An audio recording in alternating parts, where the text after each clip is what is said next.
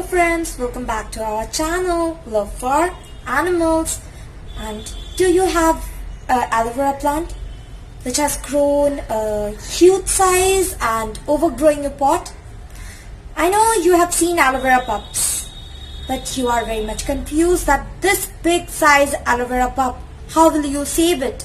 And it has almost came out from a intact long stem which you can't put inside a pot too. So regarding that part, I'm making this video.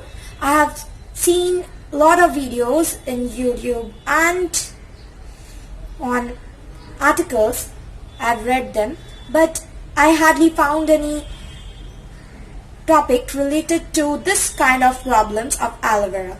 So I was very much confused how I would save this aloe vera, because this aloe vera, see this video, this aloe vera was my mom's plant and it had a huge size pup and suddenly it broke out. So either I had to let it die or I had to repot it. So I decided to repot it and save it and show you all that how you would save such big size aloe vera pups again so that it could grow back. Okay, so do watch the video till the end, but before that, watch the intro.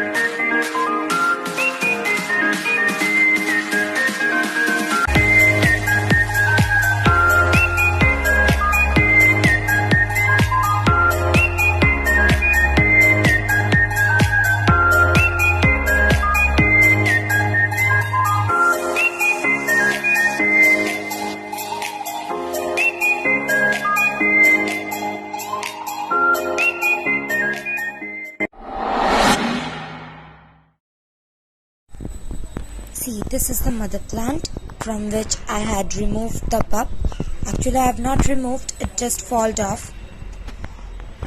You can see the mother plant is so huge, and so imagine how long the outgrown pup is. You will see just now. The small pups are comfortable in this pot. Now see, this is the huge size pup with long stem. If you have aloe vera for long years and you have ignored it somehow, this pups outgrow the pot, and you can see how long stem it has. The leaves are rotting off because it has not got enough soil and its own roots. It was still absorbing from the mother plant.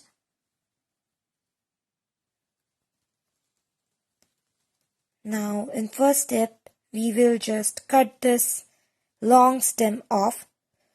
Before that, sterile the cutter. I had just scissors, so I steriled the scissor with alcohol rubbings. Now cut the stem as short as you can. I was not very much brave, so I cut it a little bit longer. I kept it because I was not at all very much sure. I was not very much sure that I could survive it. Now remove the leaves as much as you can from the base.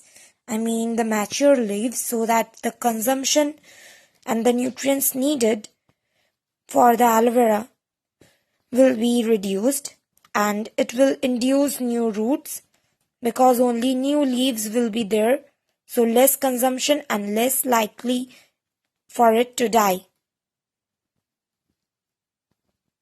As much as the stem you have, that much leaves you have to keep. Remove all the infected leaves like this were occurred due to overwatering. I'm just removing all the leaves. Cut off all the leaves, do not care about them, but do not touch the young leaves, because young leaves will help to induce the roots to come out. Now this leaf, I was gonna try something new. That is, I saw in it that the leaves could make roots, so I just removed this leaf very dilutely so that it could be a new experiment actually, because I really thought that really does it works, the aloe vera leaves giving new aloe veras just like the succulents. I know this is also a succulent big size, but I unfortunately failed because that leaf really didn't had any kind of growth of roots nor any kind of pups. But see, this aloe vera is now ready to be planted in the pot. You could see I've kept the leaves. Now make the pot with the soil mix. First, the soil, you must give water in the soil, because at least for 3 days you are not going to give any external water after planting. Now give the sand. Mostly you have to make it porous so that most of the water drains out. Then after 3 days you give water, most of the water must drain out, because as you know, it's a kind of succulent, so it prefers less water, high temperatures, high sunlight, good exposure to sunlight. So for this kind of plant you have to make a soil which has a good drainage. So I am mixing most of the parts of sand. You could say 1/4 part of soil I have provided. It is garden soil and not those kind of soils which are very sticky and clay soil which will hold excess moisture. Not that kind of soil. Soil which will help in more drainage. Now plant it inside that porous soil which you have created with lots of sand. If needed, add more sand, but do not add any more soil, because more soil will hold more water, which will cause root rots, or the stem will rot and no new roots could come out. Now press it firmly so that it doesn't move, because it has to stay like that without any movement and without you opening and checking every day that new roots has came or not.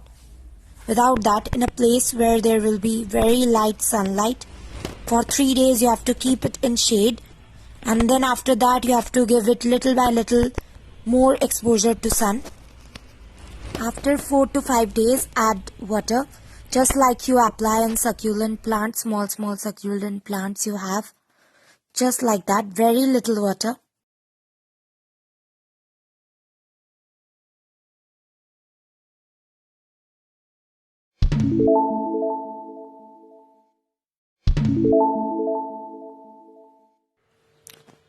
See, this is the result after 1 month. Last year December I planted it, and in January you can see the roots has already grown out. I'm making the video with one hand, so I couldn't bring out all the roots out in front of you. The roots had gone very much deep inside the soil. Remember to keep the soil porous. See, the leaves which I had cutted, those all have gone away and new roots has developed, and this plant has become completely an independent aloe vera plant. Someday it will also produce pups. You can see this is the same aloe vera plant which I planted. It's not any joke I'm showing over here, right? So see, the roots has gone very deep. I can't get it out completely to show you. I hope you can see.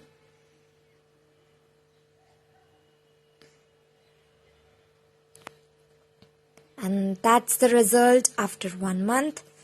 This is how you have to save your aloe vera pups, which had not grown independently, still has grown longer just from the nutrients of the mother. I thought this topic was important, so shared with you all. See, this is the leaf, but you can see the leaf has no growth. So I think it's a myth, but I will try few more leaves other times